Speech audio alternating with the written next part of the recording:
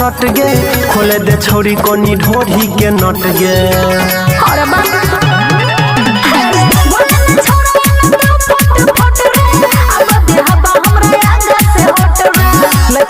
के छोरी हमरा से सट गे खोले दे छोरी कोनी ढोरी के नट जब जब ना के गोदना देखा देबो रे 2 मिनट में छोरा पगला देबो रे कमरिया तोरे छला पलो गई मार की रे घोप घोप लागो जल्दी तोर टाइट बर बोले जर लट तो बनी जा से तर घोप घोप लागो जल्दी तोर टाइट बर बोले जर लट तो बनी जा से तर घोप घोप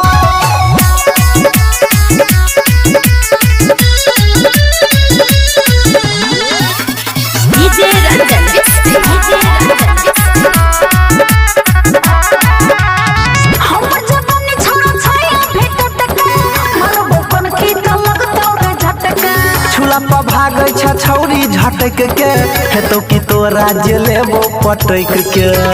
मुहे पड़ देबो